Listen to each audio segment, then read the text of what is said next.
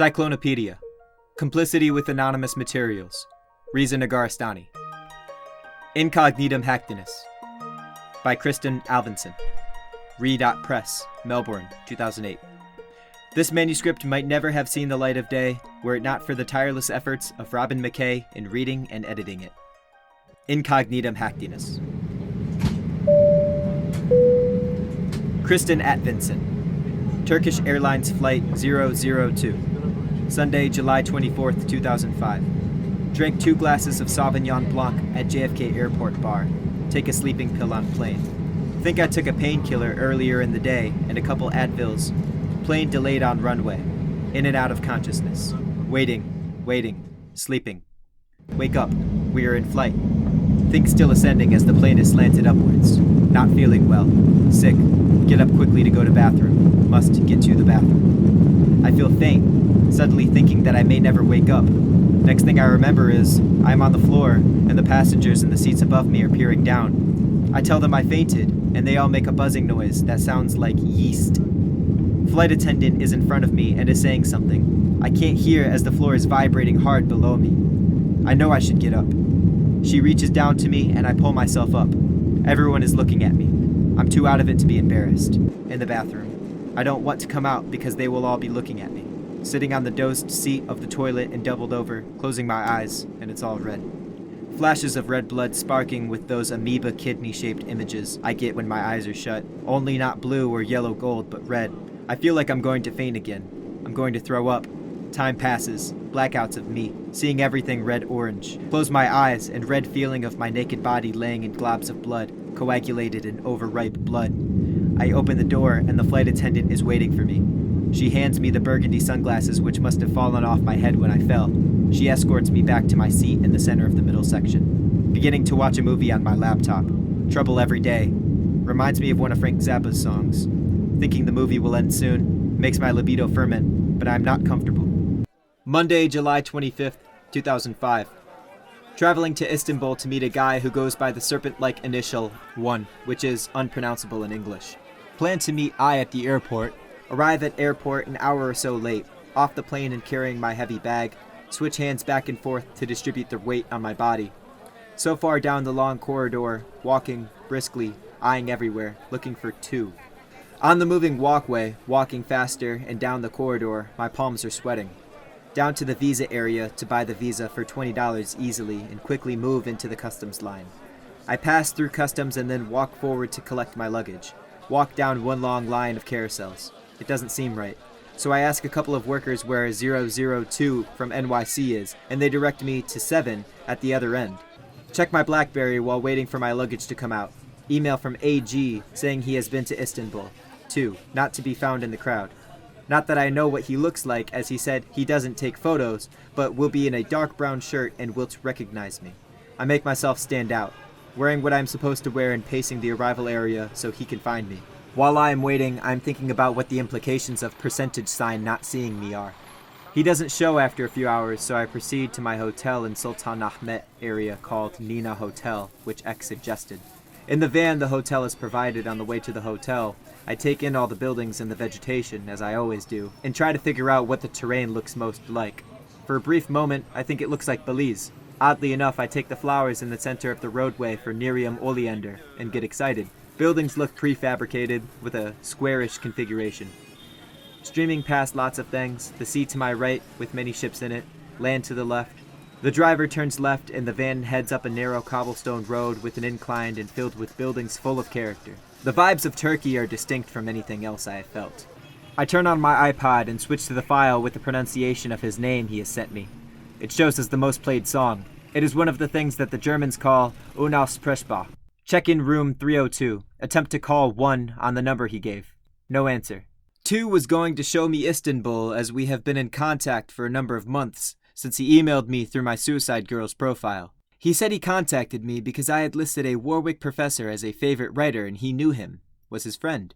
To make contact on SG, you have to be a member, and his profile was admittedly one of the strangest I had seen, listing his location as Takla Makan, his favorite book as Eden, and not much else. Like the solid black image he had put for his profile picture, 2 was evasive and rather shady.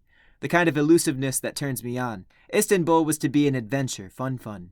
Try to email him through his SG profile, but it is now inactive. Realization that 2 is not going to show, and I have no one in Turkey and a non-refundable/exchangeable ticket, with 7 days or so to kill. So, decide to make the best of the situation. Sightsee and get into some trouble. Forget about work. I remember I had the black book with the gray and black cover in my hand while I was waiting for my flight to board. Was starting to read my book, the cover showing a body stretched out into blackness. 1:36 p.m. Contact 2 via his chemical pink email again. Admittedly, messages get pathetically desperate. No response. I remember one of the reasons I answered his initial email was because it had pink in it. Almost as if he had created that email address just to provoke me. Beautiful, garden surrounding pretty, hydrangeas blooming like at home in New York. Too hot to be outside. Back to the small room. On the way back, buy a bottle of Chardonnay and some takeout Turkish kebab. I finally feel like I'm going to wake up. Not quite sleepwalking, but confused about what time it is and where I am. I flick the still full glass of wine over by accident and the wine hits the floor between the twin beds. Automatically react and stumble to the bathroom for a towel. Begin dabbing up the wine. Amazingly, the glass is not shattered.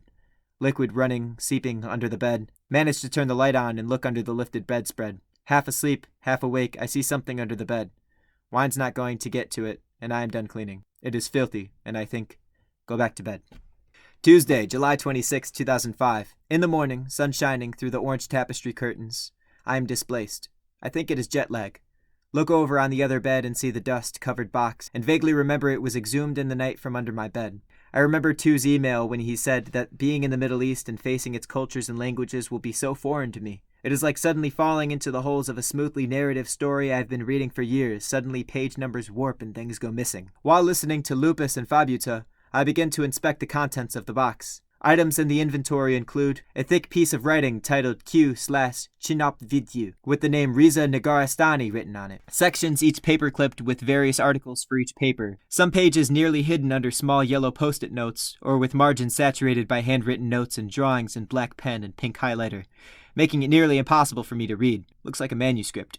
Business cards for a computer repair shop, box with bracelet inside, old postcard with image of Istanbul and old Turkish text on front and more writing on the back, stuck to a library de para card. A piece of paper carefully folded between the pages of the manuscript. It looks like a PGP encrypted public key, but it is not complete.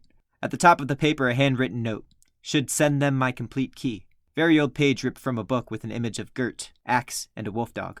VCD of a movie entitled Je pas som sil. A photocopy of the book Tomb for 500,000 Soldiers by Pierre Gouilletat. Overwhelmed by entering a new level of adventure, I pull up the items of my new inventory one by one. Now I can sympathize with it when he told me there is no pleasure more extreme than to be transfixed before a new item or to find a new weapon in video games. Note on top of one of the sections reads, Hagia Sophia, the Lodge of Empress, 2nd floor. Must go there. Sunblades rolling on my Scandinavian skin. Visit Hagia Sophia and look around. As I'm getting help from the walkthrough I've bought to find the lodge and the Church of Holy Wisdom. Can't figure out how I should use the walkthrough by tracing the cryptic letters and icons on the floor and walls. All churches are built upon blasphemy, as 2 once told me. I can easily see it here. The images of winged abominations in the corners of the ceiling. The upper floor is a freak show of saints and martyrs, all protected by the seal which one once set me on the walls. A twisted number or a symbol starting level and then curling like the Mobius loop. It looks like the calligraphy writing on archways and on the outside of buildings here in Turkey. As I am looking around on the right side with a number of tourists in the room, a guy approaches me and says, Do you speak English or Turkish? And I say, Yes, English. He gets excited and says, Have you seen it? And points to a corner where others are hovering. A small space with a black iron gate. Curious, I have to go look. Through the gate, I look to the right and see the color gold. He asks me after I come back what I think, and I answer, I saw it. Notice a liquid sky-like Astro Boy figure on the floor of the main level as I am leaving. On the way back to the hotel, I get my iPod out and put the headphones on. Walking back listening to music. The sun is bleeding into my eye. Burn, burn, burn, bum. Research Reza Negarestani online.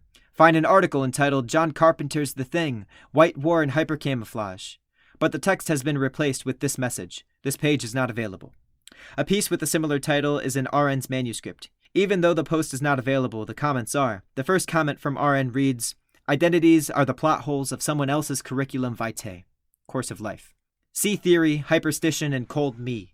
I contact other contributors at the Hyperstition website who seem to have known RN for a relatively long time, but none of them have met RN or could offer much help. A contributor at Hyperstition asks if I know where Reza is because he has abruptly halted his regular contributions since June 18th, suggesting to me that I contact RN's Iranian friends. I look for the last article. Again, it says this page is temporarily unavailable.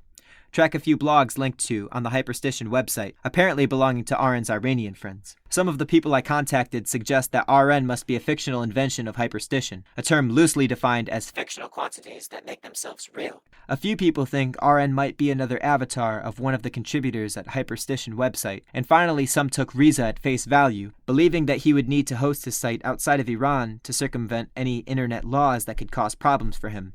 Maybe that's why he removed so many posts at Hyperstition. Cold Me, apparently RN's personal website, strangely hosted by a German server, hosted by a German guy named B, who signs himself Kraut Design, and seems to be paranoid about discussing RN. He replies back, "Don't make trouble for Reza." Is Reza male or female? At first I thought female, but now I would like to believe that RN is male. Later at night, I wake up and the room is glowing orange, like the way the drapes look when the sun is curtained. But as I focus, the walls get progressively deeper in color and thicker and infinitely more desirable. There is an endless passion to be enciphered in this room forever. The four walls are falling in closer and turning orange-red with layers of bodies and fermenting orange-pink blood lubricating them. The window. I can't get it open. This place continues to deteriorate. Hotel rooms have their own approaches to time. Wednesday, July 27th, 2005. In the documents I found, there is a postcard and card from a bookstore on Beyoğlu over Taksim, Library de Pera, Kalip Didi, Kadise 22, Tinel, Beyoğlu. Everything sounds straightforward with this clue. Go to Taksim. Walk down the street past the fashion stores into the store where the lighting is dim and is an exact bibliophile twin of an alchemist's workshop. Think this is one of the places where books are chosen by the dust they attract rather than their covers. The more dust they collect, the more exciting they get. The store is rich with fragrance of an old bath dissolved into dust and decayed paper. Ask for Gurakor, as his name is on the card. The owner is not there, so I lay out the postcard and the notes written on the front and back for his assistant.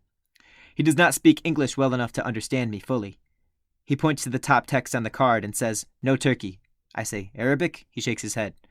I point to the handwriting on the card, the note section, and say, "Turkish?" And he says, "Not Turkish, Farsi." He shrugs again, and so I look around the small store and find the most curious old leather book sitting on the top of the pile of books in the corner with a strange curly symbol on the spine. Walk back up Istiklal Caddesi and stop in a cafe for a glass of wine. Ask the waiter if he can translate the writing on the postcard, and he looks at the image of the church and says, "Kilisa," then motions up the street. Weird, because the postcard said Danzig, so it can't be the church up the street. He looks at the text on the back and says the top may be Old Turkish, but can't translate it for me. I pull up a section named The Z. I search online for Negral and Tel Abrem, a place which seems to be significant, and I find a picture of Negral with a two-faced head, a hyena, and an eroded face of a lion, a scorpion stinging at his penis. I switch to page 261 as the page has been marked by a pink magic marker. This was the last thing Wes told me before leaving Mosul with his sons to locate the Iranian oil smuggler and doctor who claims to have the diaries of Ibn Maymun, the Persian occult saboteur, guerrilla expert, and conspiracist who assisted the Fate Miyun to overthrow the Caliphate regime in Egypt. 1st Lieutenant Ah Hossa, USV Battalion, 41st Infantry Regiment. Everyone in this manuscript seems to disappear without a trace. I noticed this after reading a note on one of the page margins. Your contribution to the insanity reminded me of the ancient Greek and Latin scripts for plays in which the names of characters are attached to the text with their roles, and the moment they should leave the stage by different means. In medieval theater, they called it extunt, or they go out. Characters were characterized by their exit level. Pulp horror takes this stage flight to its full-fledged extremes. All that comes in must go out by any means possible. What is so bizarre about these writings, quite ironically since I continue to read them, is that there is so much seething dread and outsized monstrosity prowling through these pages, yet there is no sex part. Not even one penetration. Yet I continue to read. On my back again in DFA 1979 t-shirt, catch the smells of the night's wine in my glass on the table between the beds. My head hurts between my eyes. Should get some Advil or I won't sleep, but too frustrated to get up. Relax my mouth. Relax my feet and toes. Finally begin to feel some pleasure taking away the pain in my head, like the pleasure of losing your limbs one by one. The only thing that makes me feel secure is having repeated visions of being XXX. There is no body in my vision. There is something, but I don't know what it is. I'm not sure if I vaguely think it is Seven, the writer of the notes, RN, or something else. It is not like making out with spirits, but rather something which has stripped itself of body to be a better subject of penetration, to be obscenely deeper. Get up to go to the bathroom. Take 2 more Advils. Will I have enough to make it through the trip? Left hand downward, tight between my legs and holding the tapestry bedspread. I don't know why. At some point I give up as the drumming in my head takes over. Sleep, the only way to stop. Thinking maybe I'll do some more online researching on RN, but for the moment it takes too much energy to get the laptop and log on. I feel frustrated with this game. Clues or evidences are the most relentless plot holes. They can even linger after a story fades away. Try to change my room as 302 is really getting to me. There is something in the window across the way who keeps looking over at me. I go out for lunch. Timeout guide says Rami restaurant is one of the district's classier options. Up to the top floor, I sit in a room with a wooden floor which produces creaking sounds as I walk, making me believe that they are choosing not to repair the place to make it more authentic. The effect really works. Whether H, an antique seller, or a retie expert ran a restaurant, the setting would be like this. I start to read Aren's text from page 41. Paleopetrology, from Gog-Magog axis to Petropunkism. Not getting very far because the praying at the Blue Mosque is coming on over the loudspeaker and drowning my thoughts. The food bears the genuineness of a culinary relic. I head down the stairs to leave. The stairs have a unique space of their own, a Piranesi-esque structure spiraling down. I notice a James Spader photo on the wall. James Spader, my favorite cult actor. Wonder to myself, do celebrities go around carrying glossy photographs of themselves to autograph everywhere they go? Walls are perfect objects to play things on. Scenes which join together the scenes of Beyond, and the sense of confinement. As I am writing down room 302 and picking up letters, the chair is swiveling and leaving marks on the wall. It looks like a constellation of inscriptions written on the wall, with infinite barbs and talons. It is the shape of writing. I wonder what this manuscript's shape of writing is. Business card for Vega Computers in Maltepe. Note on the back says, laptop repair €100. Ozden will not erase the manuscript or notes. Take a cab very far, maybe 2 hours in traffic, to the shop to try and find the laptop and additional information. Get there, finally find the place and present the card. The store owner disappears, leaving another guy with me. I'm waiting and waiting for what seems like forever. The shop is located in a bazaar with various stands. As I wait, the tattoo artist whose shop, Anatolia Tattoo, is at the end of the bazaar, comes over and starts talking to me. He asks if I have any tattoos, and I tell him no. Why don't I get one, he says. I think, well, after coming all the way to Maltepe, I should make the trip worthwhile. I've been wanting a tattoo anyway. The owner finally returns with a black laptop that looks oldish. I ask him if I can turn it on to check it out. He wants me to pay first, but I say I want to test it. Boot it. The thing runs loud and loads slow. Comes up, I see that there are the usual icons clustered on a black and white grainy image of what looks like a human cutting himself open with a straight razor. As I switch to the start program, I see other programs too. MathType, Lindo, MathCAD, Maple, FuzzyGen. Go into Documents, but when I try to open one, I find they are all PGP encrypted. Every single one of them. I go on the search browser and check the history and bookmarks. Find 2 links bookmarked in Netscape browser and quickly write them down. Check the CD slot and find a CD. When the guy's not looking, I slip it into my bag, then tell the owner I'll come back to pick the laptop up after I get the money. Think about it as I walk around and decide the laptop is really useless. Back in the room with EFES beer as the store did not have Corona. If I can't pass through these plot holes, then it is best to leave my own holes. Pink Magnolias, NYPL, NYBG, Cherry Blossoms in DC, more pink. A fleshed out nipple, a bleeding heart, little girl's pink velvet ribbons, pink spaces, pink lights, my entryway and upstairs foyer, bright pink glaze, a pink cashmere sweater set, Christo's pink blush, or the lack of need for blush cotton candy, pink poodles or pink cats, pink cover of latches, the most perfect shade of pink lipstick, pink CD holders, pink pearl necklace, pink pearl earrings, pink camisole, pink highlighter, pink Christmas lights and pink flowers, peonies, tulips, Christmas cactus in bloom in my room, pinkish lilac, pink hydrangea, pink rose of Sharon's, rare pink poppies, carpet roses, spinning in pink flowers, begonia, spider flowers, cosmos, sweet peas, toadflax, moonwort, petunias, phloxy, butterfly flower, sun moss, wax pink, lilies, caprifo pink wisteria, malvaceae, oyster plant pink, foxglove, caryophyllaceae, heather, theaceae, magnolias, Chinese crabapple flash by my eyes, pink torrent. On another page margin, RT reads, Xenopoetics has something to do with composing out of distorted materials. One page is missing, one or two lines are pseudonymously or anonymously quoted, one scene leaks from the future to the past, an object evades chronological sequences, a number turns into a cipher, everything looms as an accentuated clue around which all subjects aimlessly orbit, leading to an eclipsed riddle whose duty is not to enlighten but to make blind, a poros to the light. Fields of Xenopoetics grow sporadically until their final takeover of the work. Around the regions overwhelming with a range of distortions from inauthenticity and corrupted authorship to structural holes, configurative bugs, and subterranean structures of hidden writing. Xenopoetics does not necessarily insinuate adventurous modes of expression or prose. Reading about misauthorship and inauthenticity, I'm compelled to write on the left margin of a page of the manuscript, "Am I not the most generous parent who feeds her children with her own meat?" trying to match my handwriting. Walking back to the hotel, I pass an outside restaurant. Lots of activity and laughter. Looks very nice, with wooden-framed furniture and Klim cushions, makeshift comfortable couches, Turkish rugs on the ground, women playing takt inard, and groups of young people smoking apple hookah.